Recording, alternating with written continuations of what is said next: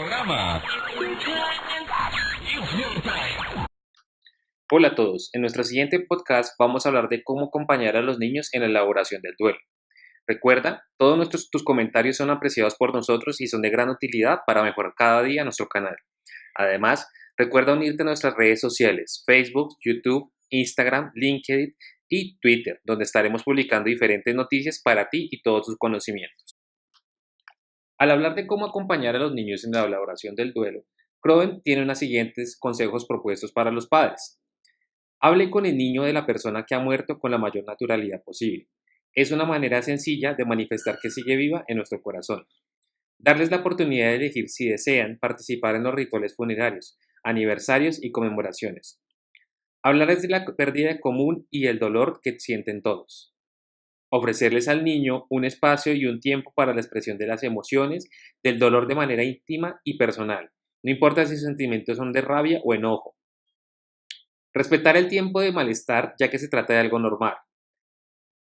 Aclarar temores, ya que probablemente pueden haber pseudoalucinaciones, como oír a la persona fallecida o parecer que lo ha visto, ya que esto es algo normal. Preguntar lo que necesita el niño. Estar alerta para diferenciar cualquier cosa que pueda presentar el niño en caso de una ayuda profesional. Apoyar la realización de cualquier actividad para mantener la salud y prevenir enfermedades durante el duelo, donde las defensas están más bajas. Leer conjuntos, cuentos donde se hable del dolor y del duelo. Más adelante les daré algunas recomendaciones. Todas estas sugerencias no solamente pueden ayudar al niño a vivir sanamente la pérdida y acompañarle en su proceso de duelo, sino también que es un proceso educativo que puede ayudarles a tener una actitud más abierta e integradora de la muerte. Se debe dejar que el niño experimente todas las fases del duelo, que experimente los sentimientos de pena, miedo, soledad, tristeza, ira, soledad, temor, remordimientos. La naturalidad y la claridad de las palabras serán importantes para que el niño encuentre comprensión, tranquilidad y paz. Acompañar a nuestros niños en este proceso también implica un enfoque cultural, ya que esta recuperación se ve influenciada por el modelo universal que el niño ha aprendido de forma inconsciente. Por tal motivo, debemos tener muy presente que nuestros niños se encuentran inmersos en una sociedad que le ha transmitido reglas, costumbres y creencias en torno a la muerte, y que modificar su percepción no será tarea fácil, sobre todo cuando han vivido duelos complicados. Nuestro objetivo es que el niño tenga una idea clara y real de la muerte, en donde los prejuicios y las buenas intenciones queden afuera, donde se viva el dolor de forma natural sin que llegue a sufrir y alcanzar un verdadero significado de la palabra pérdida. Por otro lado, Rowan propone no olvidar que el antiguo dicho "el tiempo lo cura todo" no se aplica en el caso de los niños, ya que sufren la pérdida por una muerte de un ser querido. El paso del tiempo ayuda a calmar la intensidad del dolor y desdibujar los recuerdos, pero en sí no es curativo. Dicho autor da unos consejos que interesa tener en cuenta mientras ayuda a los menores a recuperarse. Entre dichos consejos están intentar ser paciente pero firme, fortalecerles una autoestima de manera positiva, dejarles de elegir y enseñarles a resolver los problemas, mantener la familia unida y sobre todo darles permisos para ser felices. Kubler-Ross insiste en la necesidad de incluir los aspectos relacionados con la muerte en la formación de los niños. Ella propone que la educación se desarrolle no solo en la escuela, sino también en el seno de la familia. Si los adultos fuéramos más sinceros, si no tuviéramos vergüenza de llorar o expresar nuestro enfado, nuestra rabia, y si no intentáramos escudar a nuestros hijos ante las tormentas de la vida y las compartiéramos con ellos, entonces los próximos niños de la próxima generación no tendrían un problema tan grave como la muerte del hecho de morir. Hablaba de Kohler y Ross en 2005. Una de las tareas más difíciles de explicar al niño es la muerte de una persona joven o de otro niño, para ayudar a fomentar el afrontamiento de aquellas muertes más dolorosas por la juventud del moribundo. A miles de madres y niños ayudaron a estas 5 líneas que la psiquiatra suiza dirigió a un niño como parte de una respuesta. Querida doctora Ross, ¿qué es la vida? ¿Qué es la muerte? ¿Y por qué tienen los niños pequeños que morir? La respuesta contiene una metáfora de la vida en términos de semillas esparcidas por el vendaval y cubiertas por la tierra y calentadas por el sol. Algunas flores solo viven unos cuantos días, Todo el mundo las admira y las quiere, como a señales de primavera y esperanza. Después mueren, pero ya han hecho lo que necesitaban hacer. Esto es lo que propone Ross en el 2004.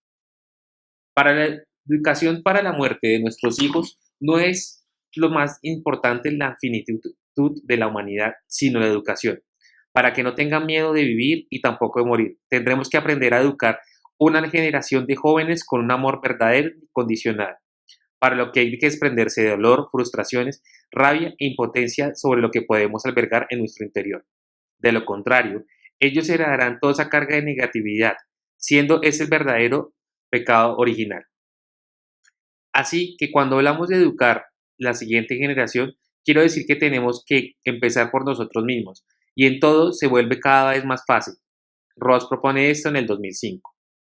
Dentro de las pautas recomendadas se agregan las siguientes. El duelo no es solo una tristeza porque se extraña a alguien o algo. Se tiene una importancia de organizar la vida completa sin lo que se perdió. Por lo cual, es de vital importancia que un suceso de pérdida se actúe de manera que pueda ayudar al niño a manejar sus emociones y facilitar el proceso. Cuando esta muerte se presenta cercana a un niño de 3 a 5 años, cobra un significado muy importante y se le mostramos de cómo afrontar de mejor manera el duelo. Este será un adulto que sepa identificar sus emociones y reduce el riesgo de que se presenten complicaciones al momento de elaborar los duelos. En la Fundación Higginman, en el 2007, menciona que muchos niños reportaron que el segundo año después de la muerte de un ser querido es mucho más difícil que el primero después de la muerte. Incluso, aunque pasen los años, si la persona fallecida es uno de los padres que influyen en la vida o futuro del niño. Es importante no presumir que sencillamente se recuperará después de un periodo de tiempo determinado. Si el duelo es amor que se niega a despedirse, entonces el duelo no tiene punto final. Cambia y a veces moderadamente con el tiempo. Para el proceso de duelo es un proceso para toda la vida. En los duelos, en general, como ya hemos visto anteriormente, los sentimientos que experimentan son una montaña rusa: tristeza, enojo, culpabilidad, asombro y alivio. Y a la vez, ideas de confusión, preocupación, incredulidad. En ocasiones se puede sentir la presencia de un ser querido que falleció. Ahora, vamos a hablar de algunas recomendaciones para el duelo, tanto en el ámbito familiar, con padres y hermanos y otras personas directamente relacionadas con el niño, así como en el ámbito escolar. Es importante resaltar la importancia de restablecer el día a día de los niños después de una pérdida de ser querido. Este debe ser uno de los mayores puntos a trabajar.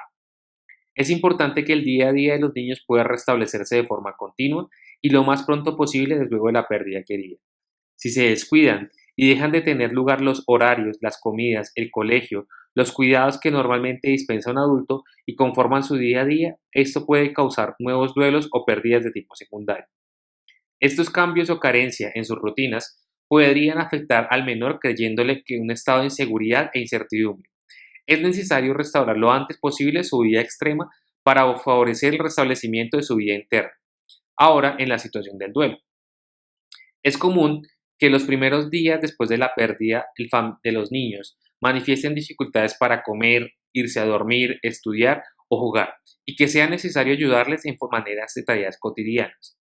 Las regresiones, es decir, los pequeños retrocesos en su autonomía o la necesidad de ayuda en tareas que antes hacían por sí solos, son absolutamente normales. Lo importante es estar atento a que poco a poco estas rutinas de su vida puedan restablecerse con el fin de seguir favoreciendo su correcto desarrollo evolutivo. Dentro del ámbito familiar, educar a los niños en la vida plena para no transmitirles nuestra angustia ante la muerte. De hecho, solo hay una alternativa: educar para la muerte y para la singularidad y para la verdad, o bien educar para la ignorancia de la muerte, para la felicidad y para la mentira. Hay una opción determinada y tenemos que escoger. Esto lo propone Bosch en el 2005. Los niños nos plantean preguntas a cómo: ¿qué es la muerte? ¿Por qué mueren las personas? ¿A dónde va la gente cuando muere? ¿Dónde está la abuela? ¿En el cielo o en el cementerio? Las respuestas que le damos a los niños no aclaran las dudas, como lo demuestra un niño de 8 años que afirmó lo siguiente. Abre comillas: el espíritu se va, pero se queda; marchándose se queda, pero está en el cielo. Cierro comillas, Posh 2005. Posh nuevamente insiste que en la hora de trabajar con niños de la muerte conviene tener en cuenta su propia representación del asunto, según psicopedagogos y psicólogos, ya que el pasar por esta tres estadios relacionados con la edad antes de los 5 años, los niños consideran la muerte como la continuación de la vida. Piensen que es temporal y reversible. Después de los 5 a los 9 años ya se dan cuenta que es definitiva y permanente, pero no consideran como inevitable ni relacionan con ellos mismos. Entre los 9 y 10 años, los niños perciben que la muerte es para todos y por tanto también para ellos. Melly y Posh se muestran convencidas del carácter ineludible de tal educación, pues no hay mejor manera, de hecho, solo hay una alternativa: educar para la muerte, para la singularidad y para la verdad. O bien verdad, educar para la ignorancia de la muerte, para la felicidad y para la mentira. No hay opciones intermedias, tenemos que escoger. Una pregunta frecuente entre los padres de familia cuando se enfrentan ante un proceso de duelo es: ¿y ahora qué debo hacer para que mi hijo no sufra? ¿Debo dejar que participe en los rituales? Y principalmente, ¿cómo le explico si yo misma no estaba preparada para algo así? Lo más importante es no engañarlo, ni fingir que no ha pasado nada y que su vida no cambiará. Falsear la versión no tiene sentido y no será útil. La explicación debe ser simple y directa como sea posible, indagando primero como el niño la versión que tiene y en base en esto contestar todas las dudas sin rodeos y con toda la honestidad posible, únicamente los detalles que él pueda comprender. Esta conversación se debe dar en un ambiente familiar para el niño y con mucha naturalidad. Habiendo el fallecido en el pasado, el abuelo estaba muy enfermo, las mascotas viven menos tiempo, se deben incluir concretas como muerte, enfermedad, cáncer, evitando eufemismos que pueda conformar al niño. Ejemplo, como tu perrito ahora está en el cielo de los perros, tu abuelito es un ángel que nos ve desde el cielo. Lo importante es conectar con el grado de desarrollo del niño y su contexto emocional. La mayoría de los niños en esta edad no tienen la capacidad para entender sus propias emociones, pero sí sus sentimientos, por lo que es importante hablarles sobre lo que están sintiendo y mencionarles que es normal. Si se habla de la muerte sin la parte que cause dolor al niño, puede interpretarlo de manera inadecuada, entendiendo que la muerte era significante y que no será extrañada y que lo mismo le puede pasar a él. En cuanto a los rituales que se acostumbran, los niños pueden participar activamente y deben ser incluidos en ellos. Durán en el 2011 menciona que alrededor de los 4 años tienen la edad suficiente para comprenderlos, lo que ayuda a todos a recordar la persona amada. Se le debe animar a tomar parte en los aspectos en los que se sientan cómodos sin forzarlos. Si el niño va a participar en cualquier ritual, hay que explicarle por adelantado en qué consiste, cómo comportarse y qué es lo que puede esperar, entendiendo que puede lamentarse, entrar o salir del lugar. Muchos padres se preguntan si deben dejar que el niño vea el cadáver. Esto es solo si el niño expresa su deseo de verlo. Debe buscarse el momento de tranquilidad y privado con toda naturalidad. Esto le dará la oportunidad para despedirse si es que ya no lo hizo antes. No es necesario que sea el padre o madre quienes ayuden. Al niño, durante el proceso, puede ser un adulto de totalmente confianza o una persona cercana. En algunos casos puede ser un profesional. Una vez han pasado todos los rituales, debemos evitar caer precipitadamente en limpiar la casa de los recuerdos o indicios de la persona fallecida, así como de las conversaciones, pues otro lado tampoco se debe saturar el lugar con fotografías u objetos que permanezcan del lugar del fallecido. Esto podría provocar en el menor una sensación de competencia hacia este. Hemos hablado que si una persona la que fallece, pero ¿qué sucede cuando fallece la mascota?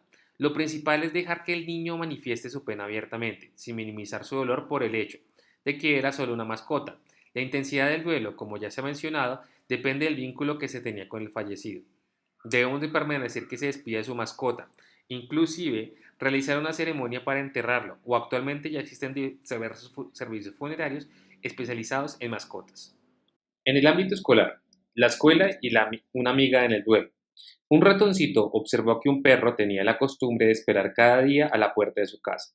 Curioso, un día le preguntó qué hacía. Espero una carta, contestó el perro. El ratoncito entonces escribió una carta y se la entregó al cartero, que era un caracol, y corrió a corrérsela junto al perro. Cuando llegó el caracol y le entregó la carta al perro, este feliz la leyó. Soy tu amigo y te escribo porque quiero que estés contento y quiero verte. Firmado el ratoncito. Posh del 2005. Es característico de los buenos amigos hacer algo para acompañar a las personas en los momentos de tristeza y soledad. Cuando en la escuela Se interesa por los alumnos y las alumnas que viven una pérdida e incita a sus compañeros a entenderles y arroparles. No solo está teniendo en cuenta un gesto de humildad, también está realizando una importante labor educativa. Debido a la negación propia de las sociedades modernas, los niños y las niñas elaboran en solitario sus duelos y se entregan sin guía en la conceptualización del fenómeno de morir. Lamentablemente, nuestra cultura sobrevalora la alegría y rehuye el sufrimiento. Por eso, merece la pena que las educadoras sepan cómo afrontar las reacciones de sus alumnos cuando muere alguien cercano y le enseñen a respetar y apoyar de sus compañeros, le ayuden a canalizar la ansiedad y asociar la muerte. Dentro del niño en la escuela. Después de la familia, en la escuela es el lugar donde los síntomas de un niño en un duelo van a manifestarse con mayor frecuencia. Esto significa que la escuela se convierte en un lugar importante donde puede ayudar a los niños en su proceso del duelo. Cuando la escuela se enfrenta a un caso de un menor que ha perdido a un ser querido, es de suma importancia que el profesorado sea debidamente informado de lo sucedido y que cuente con los conocimientos necesarios para poder ayudar al niño en el duelo y no caer en errores que pueden complicar el proceso. Por lo tanto, es necesario que los padres, tutores del niño informen previamente a la escuela de lo sucedido y que se mantenga en contacto regular con los padres para compartir y dar seguimiento al educado. Además, ayudar a la familia si tienen dificultades o se encuentran sobrepasados por la situación. Es importante saber algunas de las conductas más comunes del niño en el duelo en el aula, especialmente para comprender el por qué se está actuando de esta manera.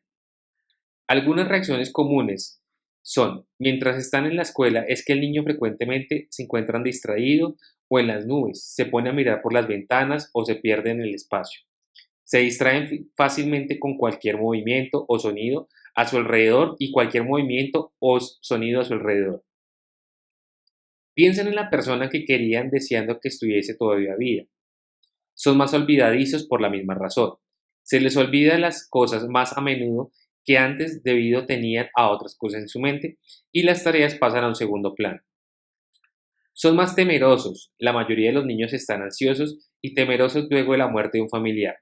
Muchos niños tienen miedo de la separación de sus padres. Les preocupa que algo pueda suceder y quieren proteger a su familia. También suelen ponerse nerviosos en situaciones sociales, por miedo a ser discriminados o hablen de ellos como si fuese el Día de las Madres, por ejemplo. Presentan ataques repentinos de llanto y esto puede provocar que en cualquier momento el pensar en su ser querido pueda provocar el niño se ponga lloroso o también llore. ¿Cómo pueden ayudar a una escuela a un proceso de un duelo? Una de las pautas que más puede ayudar al niño en cuando un familiar fallece es volver cuanto antes a la regularidad de su vida cotidiana. Esto mismo puede aplicarse al aula. Es importante que el niño vuelva a la clase cuyo funcionamiento sigue siendo el mismo y en donde los límites, las normas y exigencias no han cambiado. Si bien es cierto que la normalidad ayuda a los niños, no hay que olvidar la verdadera situación en que se encuentra el menor. Es fundamental tener en cuenta su capacidad de rendimiento, de atención y de concentración. Va a disminuir su consecuencia y su malestar interior, haciendo que le cueste seguir el ritmo de la clase. Cumple por completo los deberes y por ello conviene intentar ser lo más posible flexible dentro de la normalidad. Se debe mantener una comunicación regular con los padres o tutores del menor. El objetivo de estos encuentros es, por un lado, conocer la realidad de la familia y la situación en la que enfrentan sus miembros tras la pérdida, sobre todo si el fallecido es uno de los progenitores u otro hijo. Y por otro lado, informar de todo lo que estemos detectando o trabajando con el menor en la escuela. Hablar de la muerte con los alumnos. Crowen propone lo siguiente. Dice que es oportuno aprovechar los acontecimientos cotidianos de la muerte, por ejemplo, las plantas, los pájaros o los animales domésticos, para presentar a los más pequeños los conceptos de la muerte y responder sus preguntas. Explicarles que ese pececito nació, vivió a base de comer y respirar y que al final murió. Diles que el pez ha dejado de vivir del todo y que no volverá y que está bien que se sientan tristes por su muerte. Explicarles que esos sentimientos son naturales y que son peldaños y que nos vuelven a conducir al estado de estar contento, que la tristeza acaba por desaparecer. Hace hincapié que es mucho mejor hablar de la tristeza y sentirla que guardársela dentro no está bien ahí. La tristeza ayuda a curar una herida, pero si se guarda en dentro, la herida tiende más a curarse. Crohn propone esto durante el 2006. Debido a la lateralidad del pensamiento y de cara a venir a prevenir temores innecesarios relacionados con la muerte, vengan intermedia por niños. Crowell recomienda que se explique a los niños la causa de la muerte. Así el pez murió, o bien porque estaba muy enfermo, o bien porque tuvo un accidente tan súper grave que su cuerpo dejó de funcionar por completo. La exageración en el número de muy o súper ayuda al niño a comprender que la muerte no viene por crecer un poco o por estar enfermo. Es importante con naturalidad responder las siguientes preguntas, que son las más frecuentes en los niños. ¿Qué es la muerte? ¿Por qué se muere la gente y a dónde va cuando muere? En relación con lo que es la muerte, conviene recalcar, y siguiendo a Cohen, que la muerte es una parada del total del cuerpo, que cuando alguien se deja de andar, pensar o morir para siempre y que por lo tanto no sufre ni siente. Con independencia de nuestras creencias acerca de si hay o no una vida más allá, conviene recordar a los niños que no pueden asimilar la idea de la eternidad, ni de la nada o el vacío absoluto y que ambas aumentan a la angustia. Ross, que dedicó 20 años al acompañamiento de niños enfermos con cáncer, les explicaba que morir era como dejar de ser una oruga para convertirse en una bella mariposa, y que tras la muerte uno se siente bien. Quizás sea una bella explicación hasta que crezca y busque la suya propia. También conviene explicarles que morir no duele. Los que tienen fortaleza y el amor suficientes para sentarse junto a un paciente moribundo, en el silencio que va más allá de las palabras, sabrán que es momento no espantoso ni dolorente solo, sino el pacífico cese en funcionamiento del cuerpo. Ross, durante el 2075, planteó eso. Por otro lado, Delgado en 1989 decía lo siguiente: el miedo al terrible sufrimiento del morir es más psicológico que el real, porque la mayoría de las personas simplemente pierden el conocimiento y mueren. El anatomista William Hunter murmuró antes de morir: si tuviese la fuerza para sostener un lápiz, podría escribir lo fácil y lo agradable que es morir. Gray en 1987. En cuanto a por qué se muere la gente, puede contestarse que todo lo que nace debe morir para que otros seres puedan nacer también. Y es cuanto dónde se va la gente, puede responderse con sinceridad que no se sabe, pero para mucha gente es pasar por una vida diferente y mejor. Crowell defiende la legitimidad de transmitir a los niños una cultura religiosa y hacerles partícipe de los ritos religiosos de su familia, pero si se hallan afectados por una muerte cercana, no es mejor incitarles a dichos conceptos. Frases como siempre va donde Dios y los ángeles pueden generarles angustia al insinuar que deberán pasar toda la vida lejos de los que los quieren y junto a personas desconocidas. También es importante responder no sé con tranquilidad a las cuestiones para las que no tenemos respuesta, pues para las preguntas sobre la muerte que son muy difíciles de responder. Cuando Sócrates estaba muriendo, se encontraba tan a gusto que sus discípulos casi no podían creerlo. Alguien le preguntó: ¿tienes la certeza de que el alma sobrevivirá a la muerte? Sócrates contestó: no lo sé. Entonces otro discípulo le dijo: ¿y te sientes feliz aunque el alma no sobreviva? Sócrates respondió: sí sobrevivo. No tengo que vivir con miedo y no sobrevivo porque tendría que tener miedo. Osho en 1959. Este programa.